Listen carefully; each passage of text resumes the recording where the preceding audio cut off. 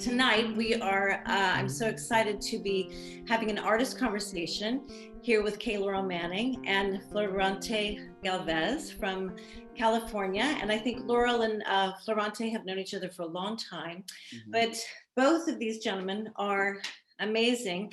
Florante is an actor and a writer and a playwright and a teacher, an educator, and lives in California and teaches in California and loves history. So, and the beautiful Laurel Manning has been with the Barrow Group here for kind of over 20 years. And he is also a wonderful actor and a director, a playwright, a teacher, a filmmaker, and just really extraordinary. So we are so excited about this project that's coming up on February 20th at 7 o'clock. And On it's Zoom. called, on Zoom. And it's called Trouble in Mind. And I'm going to let Laurel just kind of tell us about this project a little bit Yeah. and what inspired you to do this project. Well, not to be confused with the Alice Childress play, but it's inspired by that. But it's called Trouble in Mind, a celebration of Black American playwrights from the 1800s to the present. And so, what inspired it was um, I was I found this book. I was going through. James Baldwin is one of my favorite writers, and he comes up a lot, and he came up a lot in 2020 during all the unrest, and so people going back to some of his writings for guidance in a way. And so I pulled out I remembered one of his plays called the Amen Corner, and that was the first play I'd ever seen. My dad was taking a Black theater history class or Black theater history course and he was going to a local college to get a degree in something I forgot. But he took me to a production of it. I think I was like 10 or 11, and it was the first play I'd ever seen, and it was the Amen Corner, Mm. which was, I think, Florante can correct me if I'm wrong, I think it was like 1954 or something like that. It was first. Yeah, that ballpark, yes. Yeah. And I was blown away by it. And so I kept asking my dad, take me back, take me back, take me back. I want to see this again. It was just so riveting. We were like on the front row. It was amazing. I never seen anything like it. And it was so real and the characters were so real. And anyway, after he gave me this book, which was from the class. It was called Black Theater USA, 45 Plays by Black Americans, 1947 1847 through 1974. Now, this book has been republished and re-edited many, many times in different forms, and they've taken plays out, added more plays. But I really love this edition of it because I think it's one of the earliest editions, and it has literally hundreds of plays from different eras, and they break it up into different areas, like the 1800s, and they go to early 1900s to the Harlem Renaissance, and it's all the way up to the 70s. Um, and I started reading Amen Corner, and then I started reading through all the other plays, and I said, it would be great to like do something honoring some of these playwrights that are unsung playwrights and also famous playwrights as well. And so I was clicking around this idea of doing like these little excerpts from different plays from different eras. And I ran the idea by Christine Serker, and she thought it was great. So then I worked on a basic outline and roped Florante in because I know a lot, but he knows 10 times more than I do because he lives and breathes Black theater and film. And so ran the idea by him and he thought it was great. So we then linked up with the Barrow Group and the Barrow Group said, let's do it. So basically it's an evening of excerpts taking you through, we're just dipping our toe into this ocean of like amazing creativity over the last few centuries. And we're highlighting 12 plays, 12 playwrights, and we're going through different eras and trying to highlight different plays from that era and talk a little bit about the playwrights, and then we show you an excerpt, a small excerpt from the play in question. We go from the 1800s with William Wells Brown to the Harlem Renaissance with Langston Hughes and Ruth Gaines Shelton, and then we go through the post-World War era with Lorraine Hansberry and Alice Childress, and then we go to the 60s, radical 60s with Amiri Baraka or Leroy Jones, as he was known at the time early on, and then we go to the 70s, and then all the way through the 80s and hopping forward to the present. So we have 12 cast of really very diverse actors from the Barrow Group community. And they've been working really, really hard and they're really awesome. And it was basically a really big educational experience for everyone, including myself. Just going back and re-researching some of these playwrights and reading the plays over again that I'd read before. A lot of them were introduced to me by Florante years ago when we met, because I knew I knew August Wilson at the time, and I knew some of these. Oh, you got to know, you got to read this, you got to read this play, you got to read this play, you got to watch this film. And so I really credit him with educating me on my the knowledge that I do have right now, or at least giving life to this idea of going back and researching my past, our past, because he basically inspired me to do that. And so I want to thank him again for doing that. And so that's why we're doing it. So, and I just wanted to honor them too, you know, the ancestors or the playwrights themselves, and some of them, because they paved the way for me and so many other people who are working today. So just want to say thank you to them. And so it's just a small excerpt of their work that we're presenting to you this evening on February 20th. So that's it. Awesome. Long-winded answer. So. Yeah, no, that's fantastic. And as you were saying, just, you know, honoring these master creative geniuses, the people that you have brought together here, these 12 people are just even that they're not just playwrights, they are huge creative makers, and they are, you know, playwrights, many of them are novelists, writers and directors and producers. They're not just, they didn't put their creativity just into one thing. They just, and educators, activists, everything they could do. It was just, and the two of you are like that. We at the Barrow Group try to encourage people to do just that, but these are major powerhouse people. And why don't we just kind of dive into just that? And maybe, so your first play is The Escape by William Wells Brown. Could you? Florante knows this one well.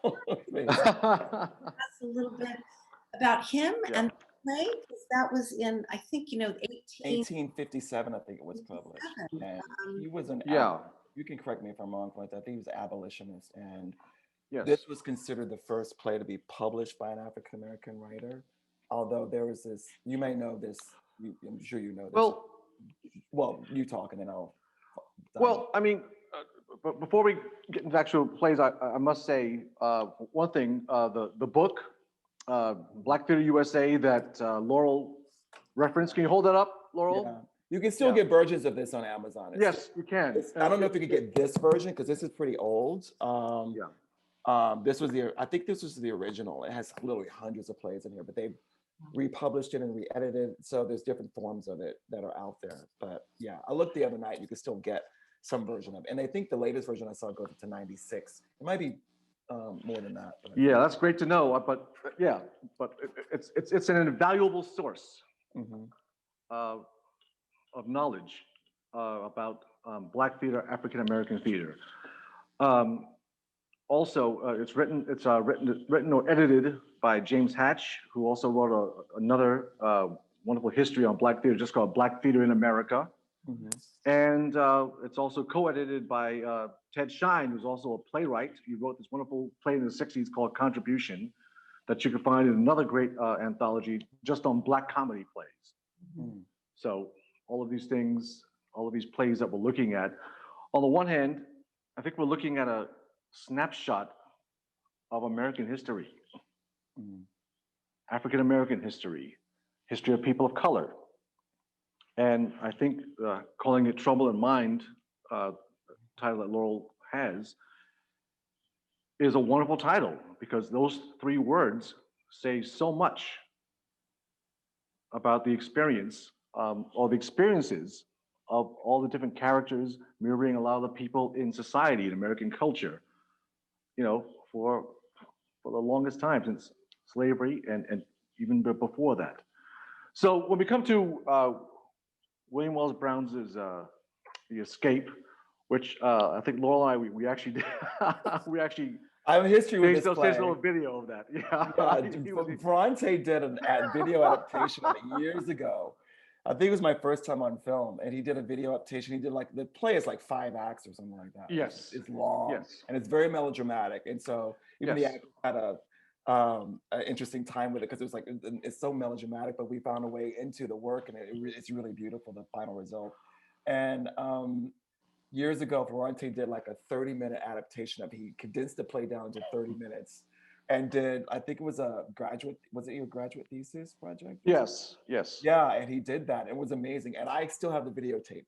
So, and I played one of the lead characters, Glenn, one of the Giving an excellent performance, I must say. I must say that stands the test of time. yeah.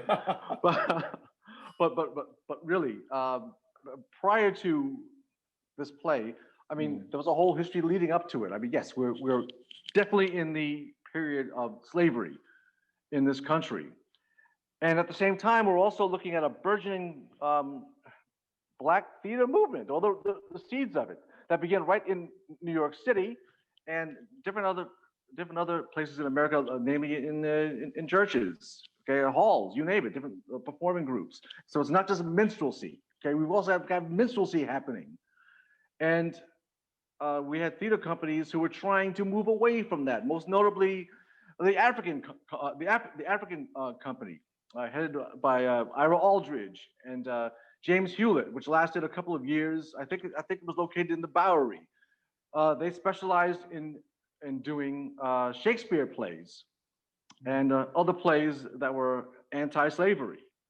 And unfortunately, due to the racial climate of that particular time in the country and in New York City, the theater company had to break up, and a lot of those performers, including Ira Aldridge, one of the founders, they went to England, where they'd have a better shot at expressing themselves without so much strife, but at the same time, longing for home. So there's that sort of dichotomy. You know, I want to leave in the hopes of a better life, but I've also got this thing going on in my mind and my heart. You know, I want to help the movement. You know, I want to make things better. And William Wells Brown, that was his intent. I mean, certainly the play is in a very melodramatic style with a mustache twirling villain, who in this case is the plantation owner, you know, damsels in distress and all of that sort of thing. But what definitely sets it apart from the standard melodrama of that time is, quite frankly, the message. The message. It basically says, we've got to be free, and that slavery is wrong. Matter of fact, there's the characters who are anti-slavery are looked down upon in the play. And the thing is, you know, if you look at his foreword, he says, "I wrote this for my own amusement." Wow. I wrote this for my own amusement. I did not have a smidgen of hope or of having this performed somewhere. But he felt, as an abolitionist, as an African-American man who certainly cares about freedom and the hope for it, hope for better days, he thought it was important to make his particular contribution in this way, and in drama. And the great thing is, it's highly autobiographical. Right. Yeah. We're talking. He was in bondage for, I think, 18 years, and he even says in the foreword that I think Melinda, the character Lorrel played in our video. Yes, Glenn. Yes, exactly. Yes, definitely. That they were actual people who made it to Canada, and so I think in many ways the Escape and the Black Doctor from Ira Aldridge around that time, these are plays where we can actually look at. I mean, I'm very thankful to their extent that we can look at this and say, oh my gosh, this is a whole other history. These are. I mean, you know, it's all about perspective in terms of what we think is, oh, this is great, or is it just corny, or whatever. We can all say that. You know, that's subjective, but it's undeniable that Brown's play and those of this era are roots. Roots saying we have a right to be here, and we need to be free. And so we're talking about a play that's written, yes, to be drama, but it's also to have a certain message, a very pointed message. Slavery is wrong. Right. Right. Yeah, he was an abolitionist, I think, and he would Yes. use, instead of lecturing sometimes, he would just read the play. Wow. You know? Exactly. Yes. Yes. I'll let other people lecture, but here, Yeah, I'm gonna read my play. let's This use is, it. Yes, this is all you let's need to use the know. drama. Like, drop the mic and walk away. No. Yeah. Yeah, he'd be the characters. Yeah. Imagine that. Yeah. Great. A one-person lecture. He was 19 when he did escape from Kentucky. Is that 19 or 20, I think, with his mother. Yeah. Yeah. Yeah. He's now, I think he's in the Kentucky Writers Hall of Fame. I read. I did a lot of research on him. Yeah. I think. Yeah. But he also wrote novels too, and he's considered. I read just recently that he wrote he was the first African American to write a novel, but he was living in London at the time and didn't get published in the U.S. until much later. But so there's confusion over who was the first African American writer to have a novel published in the U.S. I think it's Yeah. yeah. I mean, imagine. Okay, let's say we have Uncle Tom's Cabin. Yeah. Which in its own right was a very popular play. It was, In the midst of all the minstrelsy. And it makes me wonder what the effect would have been had there been more productions or actual productions of The Escape. Right. In that particular time period. Because as melodramatic as it is, once again, the staple of the time, and I like melodrama. I like melodrama also, I must say. I really do. I get a kick out of it. But I remember from that video. Yeah. It was fun. Yeah, it's very entertaining, regardless of the polemic, so to speak. But it gives a deeper look from the perspective of someone who lived it. Right. Yeah. Not just an iconic figure that's being created, Uncle Tom in Uncle Tom's Cabin, per se. Yeah. So I'm not a historian like Florante is, but I did a lot of research for this. So it was a lot of fun doing that. And so we go from that era to the 1900s, and we don't do an excerpt from this play, but I do mention her. There's a woman named Angelina Grimke who wrote a play called Rachel. And I think she was the first, it was the first play to play to a mixed audience, and here's a woman playwright writing in that era, which I thought was phenomenal. I want to include as many women as possible because to let people know that they were writing too. A lot of times the men get the credit or the shine, but there are a lot of women that we focus on too who are just as powerful and just as influential as the men. So we only cut that piece for time. But a lot of times, and Florante, correct me if I'm wrong with that, they were writing about their experience. So a lot of the plays in the era do with slavery and the plight of Black Americans and that, and usually it's on the plantation or whatever, or just with racism in general. And so you find that a lot throughout the early part of the 20th century. But there are other plays that we'll get to in a second.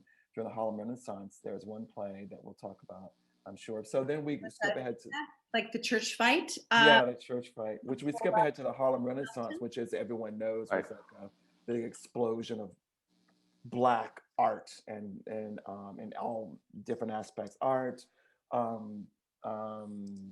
music, play, theater, novels, poetry. Everything was great, and went from with the 20s, 30s, 40s, from that era. So the first thing we feature from that era is the Church Fight, which is by Ruth Gaines Shelton, which is a small little one-act play or a 10-minute play, which I think she was writing plays for not for widespread acclaim or anything, and she was just writing for like her women's groups in the church, and so she sent this play into a contest. Her church to a magazine or something, and she won like $40, and so it's been comedies. It's really funny, and so it's hilarious. Yeah, I have to credit I'm gonna let Florante speak on it, but I want to credit him because there wasn't a lot of comedies at that time, and I was like, wow, this is gonna be a really intense evening, and I just want to lighten it up. And he was the one who really convinced me to include the church fight because you need to include this. It's a very important play, and I'm so glad we did because it's really. I think the cast just ran with it, and it was a lot of fun. Yeah, and the use of the church as a setting Yeah. is something that has continued as a tradition in African American theater for decades and decades and decades, and even to to television. Mhm. How many TV shows in the 70s, took place in a church, or just a show called Amen Mhm. that Well, dealt the with the Amen Corner, problems the going first on. play ever And saw. yes, exactly. Yes, exactly. Dealt Right, with the right, church, right. you know. Yes, and leading up to different plays like your arms too short to box with God, and so many different plays Yeah. that deal with the church. Certainly, like Tyler Perry's work, a lot of that is very church based. Now, it's a comedy, and no, may not have the weight of other plays, but she's talking about her community. She's talking about something very real. As funny as this is, and my gosh, just the names of the characters are a scream. I mean, Brother investigator, sister metal, something like yeah, that. I mean, Yeah, there's no subtlety here. allegorical. There's no subtlety Yeah. here. It's just totally out there. but that's part of the comedy. I mean, it's I think you can call it a parable in a certain way, but Yeah. it's basically saying, hey, we need to get right. Yeah. We need to get And right. it's one of those plays that doesn't deal with the living in this racist society. It deals with our experience, just something Yes. for us. And the Yes. very few plays did that at the time. And it's like Yes. revolutionary in a sense for that. And it's still relevant today, even though you still see characters like that in, I say, even in Tyler Perry, some of Tyler Perry's plays, you would see these type of characters, these church-going folk who were very crooked on the side in their Yeah. private lives, or would like to gossip and things like that. And it's very truthful. I think I was talking to Christine Circa the other day about the play and how we were watching a rehearsal of it and we were cracking up, and I said these characters embody these actors embody these characters, and these are just people that I grew up with when I went to the church with my mom. And Christine said, yeah, it's in not just it's in PTA meetings, it's everywhere. You see this hierarchy. Thank you. Yes. This, yeah. of Yeah, people, for real. this organization that suddenly turn on each other and, want to bring each other down. And it's like, but it's really funny. It's really, I'm so glad we included it. So it's a breath. Yeah. And may I say that I think Laurel made a really good point that, okay, this is just about our stuff, Yeah. our internal Very stuff. few plays did that at the time. Right. Yes. Like you said, she really wrote for the Black community, Yeah. or was one of the first writers to know her audience was just, it's all Mhm. Black. I'm writing for this Black community. I'm writing for us. And Yeah. wasn't she just kind of instrumental of being a person of that time, like one of the first people that was kind of doing that? Or I think so. Yes. Yes. In terms of being published, I mean, we also have to think about how many people have not been published. right. I mean, other people's works, but yes, certainly. And it's also important because in this time period, especially as we move toward the 20s, we're also looking at something that's very crucial. Okay, yes, we have Aristotle's Poetics and Ars Poetica, but here, W.E.B. Du Bois, the African American educator and philosopher, historian, he devises sort of a poetica in a way for what he's seeing with Black theater, just based on his experience. And he says the four tenets, he comes up with four tenets saying Black theater is by us, for us, about us, and near us. And I think the church fight is an example of that. And that's sort of what Du Bois was talking about is sort of what Black theater had a guideline for in its own way. Something for the community, but also for the larger world to see. Right. Okay, and near us was crucial because in the community, near us in the community. Let's get our own thing together. Yeah. And that's the church fight is certainly an example of that. Mm-hmm. And then the other play from that period that we include is Mulatto, which was the first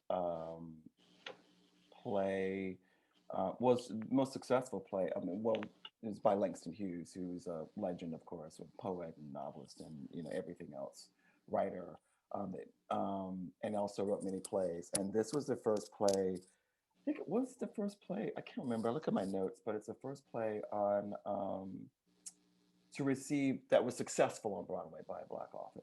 Yes, I think 1934. Someone correct me, but I No, think 34, 35. yeah. There was Garland but- Evans's but- appearances, which appeared before that, but that was Yeah, on and Broadway, I think. But this was the yes, most successful one. and prior to that, we can't discount the musical Shuffle Along. Yes, yeah. Right. You know, which Sadly, got a fairly we recent don't focus Broadway. we don't I focus know, on I know, but no, I'm just gotta- saying I wanted that's to, gotta but we'll be- touch on them briefly. But go ahead. Yeah, for sure. But yes, you're exactly right. And it raised eyebrows Mhm. at the time. And so And the Langston, characters were very different. yeah. I'm sorry. No. I was just saying, and so Langston Hughes, again, just the most amazing writer, novelist, poet. Just he was extraordinary, and Mhm. just as we were talking about, a person that the people of the he was just extraordinary. So yeah. I have a 2-part biography that I'm working on right now. It's like in 2 volumes I just bought, and it's like, wow, it's just blowing my mind. Yeah. So then we go to the post-war era, post-World War II era, where and we focus on where the writing started to change a bit. Florante can attest to this. And we focus on 2 people from that era, mainly the 50s. The first one is Trouble in Mind, which we get our name from, which is Alice Childress, who was a playwright and actor and director in the 50s, and a novelist a also. novelist, yeah. Yeah. We do an excerpt from her play Trouble in Mind, which deals with racism in the theater, in the theater community.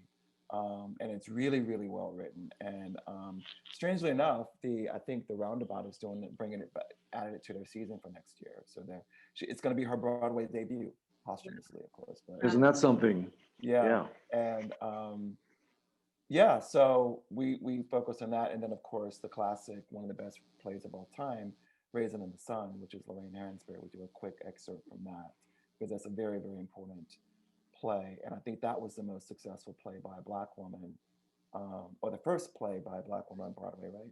I think. Yes, I believe so. Yeah, and Yes. it's very successful. And she had another one after that, but yeah.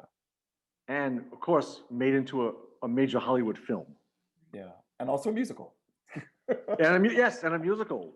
Yeah, And a which I never musical. saw, but you saw it, right? Yeah, Yeah. I liked it. I'm a bit, I'm a huge musical fan also. Okay, Yeah. but so if you just look at the source material, and yeah, I mean, to a certain degree, I think Raising the Sun and similar plays of that, they kind of get spoofed in the Mama on the Couch play a little bit in the Color Museum. The Color Museum, yeah. Right, which I'm sure we'll talk about later. And it's hilarious satire, but you can't, even though it's, some people might say, oh, it's been done to death, and it's like the perennial play, but it has a lot of richness to it. Yeah. That personally, every time I go back and read it, I see a heck of a lot more. I experienced that recently. Yeah. Yes, I mean, the writing is delicate, it's all heartfelt, and every aspect of it feels very, very true. Right. I mean, she really has such a naturalistic writing style too, and she just kind of got you right into the living room of this family. Yeah, the dialogue is just very, very real, and such a shame that she died so young at the age of 36. This gorgeous. Oh, yeah. Right. Yeah. Cancer. Right. Yeah. One of the things that I really love about it is it's not just about the striving family, the striving Black family in this integrationist time, in this integrationist era, of which Trouble in Mind is also. I mean, that's a very unflinching look at the theater, a snapshot of the theater as it relates to integration and the use of African-American actors at that particular time. But Miss Hansberry's work is just as unflinching in its portrayal of the desperation coupled with the pride, the dignity, you know, all the things and all of and overcoming the downfalls in modern society of that particular period. And I think it does something that I don't think is really talked about a lot. We see a different, we also see a different vision of Africa, which if you look at the cinema and other plays or history, I mean, you know, everyone carries around a spear. And, you know, like the movie King Kong, for example, or what have you. I mean, Africa is always this exotic, dangerous, savage place. But here you see a modern African student. And I know the movie couldn't do this, but he has this fantastic speech about the times that they're living in. I love how the Benita character is speaking to feminism at that time. And the African character, Asagai, he's speaking toward the burgeoning revolution that is actually going on in his country and how young people are waking up to it. And his hopes and dreams also. And I think that is a brilliant masterstroke to include that character and that very interesting relationship in the midst of all the main family strife. Yeah, and there's so many elements, Laurel, would you say of the church, of the church fight when Walter Lee has to deal, you know, with his friends? Got everything in there. Yeah, it's a very comprehensive play that can be studied on so many levels. Unless you know, we get all happy clappy and the world changes overnight in a more equitable, fair way. I mean, I think the relevance of Raising the Sun is. I love that every day. I try to be an optimist in many ways, in spite of all the hell that's happening around us. But Raising the Sun, it just does it for you. I mean, you can't leave that play, reading it or with a solid production of it, without it pulling your heartstrings. I mean, you want that family to succeed. You want them to get it together. Yeah. Because if they get it together, America can get it together. Right. Right. And I think that's one of the things that she's pointing towards, especially with her own past. Laura, you know her history, right? In Chicago, her family was the first to move. It's actually partially based on a real true story. Yes. Yeah, a lawsuit. Yes. Yeah, and I think the play Clyburn Park sort of references that. Yeah. Of Miss Hansberry's experience. I mean, if you look at the face, can you imagine being a fly on the wall and hanging out with Lorraine Hansberry? I mean, there's pictures of her with James Baldwin. I know. She was also friends with Alice Childress. Yeah. Yes, and that. Can you imagine the coffee clutch at that time? They're all sitting somewhere just having coffee and just, or at a bar. Just I always wondered out. if they knew how great they were at the time. You know what I mean? Interesting. I think that's a really interesting question. That's a really interesting question. Yeah. I know. Now I have to go back and reread that because I haven't done that for years, and now I'm inspired to go back and read that again. So then we go to the 60s, and then it's, you know, the radical 60s where we just touch on one play, which I think encapsulates a lot. But, you know, like I said, I wouldn't include so many of the plays, and I'm sure people see this and know these different eras. They say, well, you should have included this or whatever. We did the best we could. So it's just, like I said, it was just a fraction of like these amazing works that were created over the last 100, 150, 200 years. And so we feature the work of Leroy Jones, who was also known, later changed his name to Amir Baraka. But at the time of this play in 64, he wrote a play called The Dutchman, which was very controversial and still relevant today. And so we do a small excerpt from that play and talk about him a bit. And that play has the effect of a lightning bolt. Yeah. That was so well. Yes, it does. Yes, it does. I read that, I think I was 15 or 16 when I read that play. And before I read that play, I knew a lot. I'm trying, especially the musicals like The Wiz and Dreamgirls, and there was another wonderful play called Home which is wonderful. I've been exposed to certainly a soldier's play, but I didn't really get into Dutchman till I was 15 or 16, and I had to read it like 3 more times after. I just couldn't believe that someone could say this at an early age on the stage. You could even write something like this. I mean, Clay's monologue at the end, his extended monologue. I mean, it's what in the vernacular is called a read, you know, so to speak. It's an indictment, and he's pouring out all this bottled up anger, and you know he has a suit on. He talks about being buttoned up and like taking it off. But as soon as, you know, the very conservative, okay, I'm not going to make any waves. As soon as he does, my gosh, what happens to him? Yeah. For those who don't know, it deals with a subway train ride and it's an encounter, a conversation between a very, I guess, conservative looking black man and a white woman who comes on the train and starts to taunt him. And they had this really interesting conversation over the course of the play, and then it has a very tragic ending, which I won't. Yeah, it's an allegory basically. Yeah. I mean, Clay and Lula, Clay and Lula, the protagonist and the antagonist, the two leads. I look at that as a snapshot at that time of this is representative of white America, and this is Black America.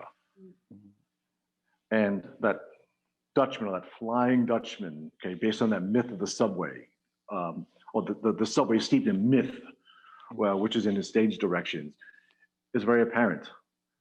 And there's a certain sense of inertia, especially among the people in the subway car. But their relationship with Lula, between Clay and Lula at that time, and it's 1964, so it's not like we're in '68 yet, for example, when things really heat up.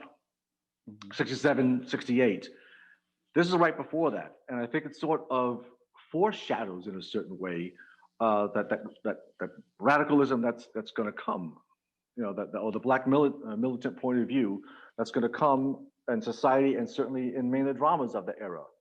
You know, including some of the comedies, some of the satires. And we don't touch on Andre and Kennedy, which I wanted to, but we just couldn't fit it in. There's another major writer from that period. Yes, and we're talking about a Black woman writer who's writing in expressionism or surrealism, and she's looking at the fragility. I mean, there's Dutchman on the one hand, but on the flip side of that, there's her plays are very fragile. The characters are very fragile, and they live in this world of imagination, and it's kind of a nightmare in some ways, but it's very, very subtle and very powerful. It's not the bombast of Dutchman. Yeah. Yeah. So then we touch on other we'll mention other plays throughout the evening and the powerful influence that they had, and then we'll just stop at the certain play that we're excerpting.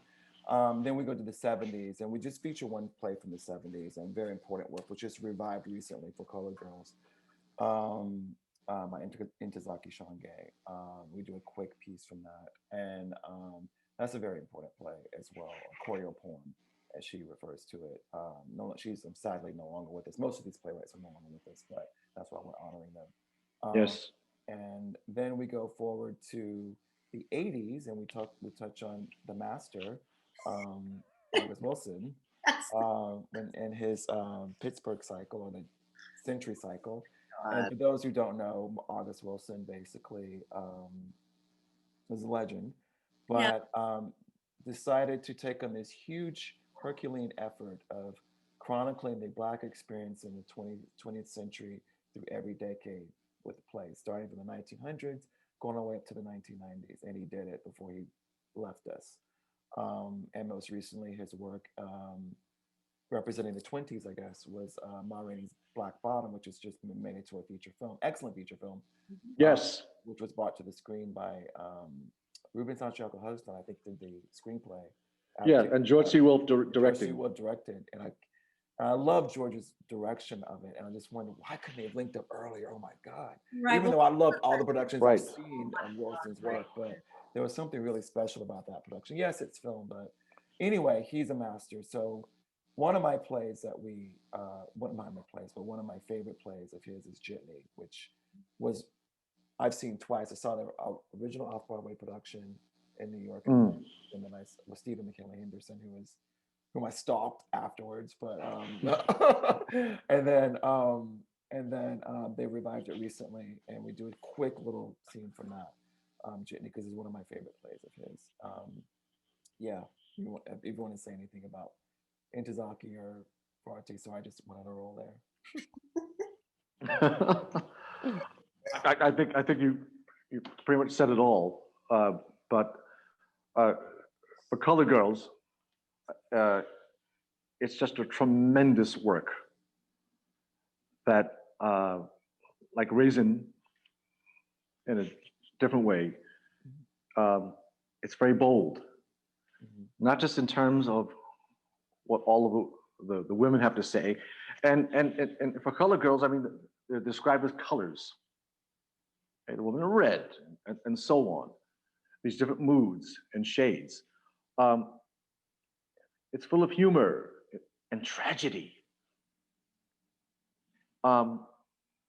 togetherness, camaraderie. I mean, it's just a wonderful piece, and it's very bold in the style. I love it. It's a choreo poem. She didn't say a play. It's a choreo poem. But Laurel, wouldn't you agree? It's probably one of the great just pure theater pieces.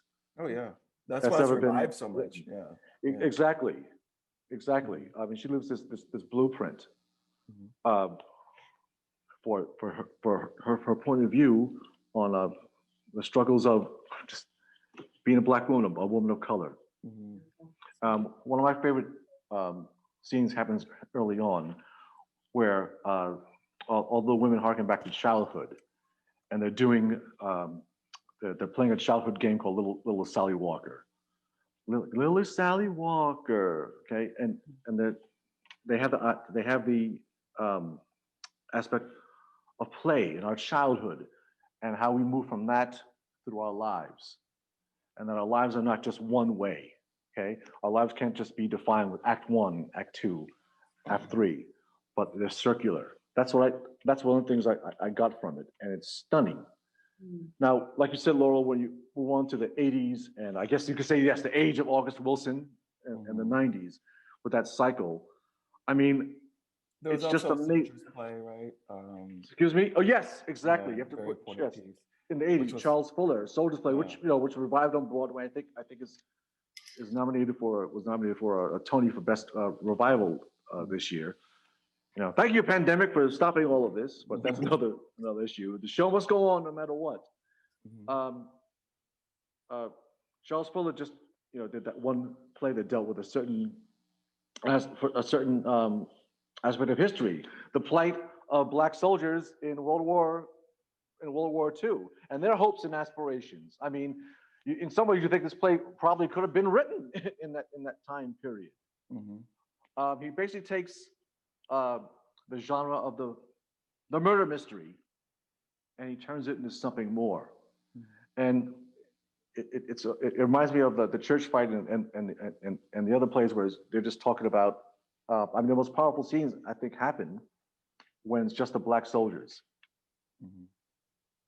and their camaraderie, and also the self-hating, the self-hating antagonist here, the self-hating Black person, who, even though he wants pride and in himself and all that, he for whatever reason he just can't shake it, and he has to destroy everything around him. And I think that has got to be one of the most influential plays, because I think August Wilson's work, he shows a very, very diverse collection of characters. I mean, it's in his cycle. There's a lot of humor. There's a lot of camaraderie. but you get self-hatred with some of the characters. You get the bitter resentments. You get it all. And if you're just looking at Black history and Black theater history in a time capsule, a lot of his plays represent that. When we're talking about Fences, or Joe Turner's Come and Gone and his other works. And Jitney, which is a lighter work, but I have to say it's one of my favorites too. So I was very happy to see that there. All right, not everything, but I like it because not everything has to be so darn heavy and all that. We're not just about, oh my God, racism is beating us up every day and all that we just can't chill and enjoy ourselves, because that's part of the experience also. Mhm. All right, even though there's some serious issues in there, but I think it's a church fight. It reminds me of the church fight in some ways, except it's filled out more in a lot of musical notes, and I liken a lot of I don't know about you, Laura, but I liken a lot of August Wilson's plays to the beauty of music. Oh yeah. With the dialogue, right? And the symbolism and Jazz and blues. yes, jazz and spirituality, which is there, which is very important too. And so then we also touch on the Color Museum, which is from the 80s too, and then which is a great little piece by George C. Wolfe. George C. Wolfe is known as a really Talk about him a little bit. The brilliance of George C. Wolfe. Well, he's mainly known as a director, but he's also a great writer as well. Yeah. Excellent. Yeah. Unbelievable, this guy. So talented. So the Color Museum was done, I think, first done at Crossroads Theater Company. Then it went to Yes, public. Exactly. Exactly. And it was Great. very controversial, but it's really funny. It's like basically a museum exhibit of, we should call it sketches, but it's exhibits of different touching on different aspects of Black culture and our experience. And so, yeah, it was a lot of fun working on that. I've done that play as an actor 3 times. Mm. Yeah. Yeah, 3 times. And it's each production was incredibly different. First I did in college, and I did in the 90s, and I did, college in the 90s, and then did it in the late 90s, and then I did it again. I forgot where we did it, but I forgot, but it's 3 times. Yeah, it's a truly groundbreaking work, and I mean, I think he. I wonder if sometimes people who had looked at Black theater a certain way. I just wonder if some people may have been offended by some of it, but it's with love, like the Mama on the Couch play. I remember back in the day hearing some consternation about that. Oh, you can't, why is this going? Why is he saying this and all that? Why is he poking fun of that? That's a sacred cow. But it's good. It's good to do. It's good to poke fun of these. And first of all, it's with love and respect and honor. And I think that's one of the points that you can't miss. But at the same time, he's forging a different type of theater. And the great thing about the selection of having the Color Museum in, or all of these plays, basically, even though the Trouble of Mind event is a snapshot for which I hope it will inspire many people to go back and look at these plays and look at all the other plays and the histories. It's rich history. Yeah, we're hoping to, for those who are on Zoom, open to have a document available, not for everything, but a lot of the plays and just, other writers from different eras that you can check out. Because I think it's for sure. But the great thing about George C. Wolfe, his plays are certainly a lot different from August Wilson's, but that's great. Not everybody's in the same box. And I think Wilson's work, George C. Wolfe's work, whether look at his career. Yeah. I mean, is there anything he can't do? No. I mean, seriously, talking about a groundbreaking, right up to his direction of Ma Rainey's Black Bottom on Netflix. Yeah. Brilliant. Yeah. Brilliant. But the great thing is here is that all of these plays, they push us forward. Yes. Yes, they do. Yes. Yeah. So then lastly, we talk about the work of, we jump forward to the 21st century. We talk about the work of Cecil Lloyd Parks, who won a Pulitzer for Top Dog Underdog. We talk about Dominic Morisseau, Alvin McGrady, We talk about Lynn Nottage, we talk about Tori Hall, and all these other writers that are now around. And Jeremy O. Harris, of course, with Slave Play, and just giving a shout out to those writers and other writers who, and Mike R. Jackson from Atlanta. But one of Strange the Loop. Strange Loop is one of the things Yes. I think I've seen in theater in years. But so we shout out and focus on those people as well on the 21st century and how much we've changed, but also remained the same throughout these different decades. So it's a fun evening, and so I hope if people can will tune in and watch, or if not, and Great. then go read the plays. That's why we're doing it, really. Right, Like, and so just to give Yes. honor these playwrights, but also get you to go read these plays. Give shine light on people that you might know, or you sure you know already, and other people you don't. You know, even though people have heard "Raisin in the Sun," I'm not sure everyone has seen it or read it. yeah. You know, so I would agree with that. yeah. I would agree. I would agree with that. You know, I mean, I'm thankful that many schools will have that play Mhm. on their reading list and discussions about that.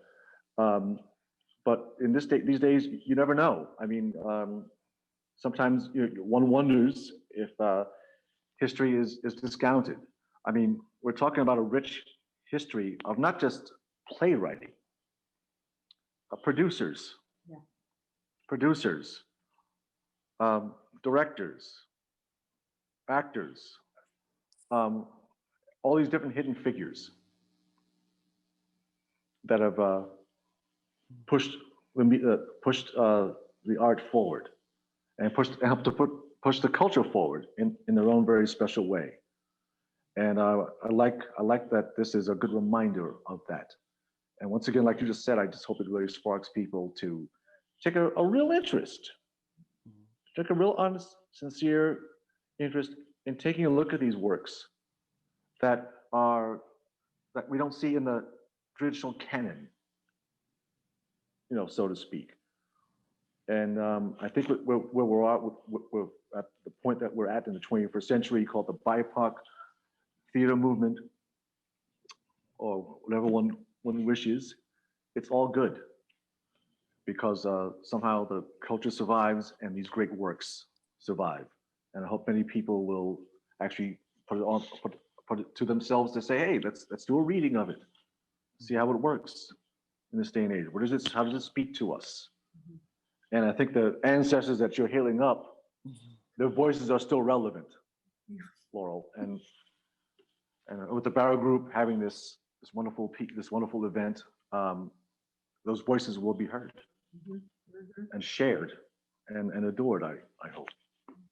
Auntie, thank you so much. Laurel, thank you so much. We're so grateful for all your artistic creative energy, and everyone stay safe and stay healthy, and we will see you all soon. Okay.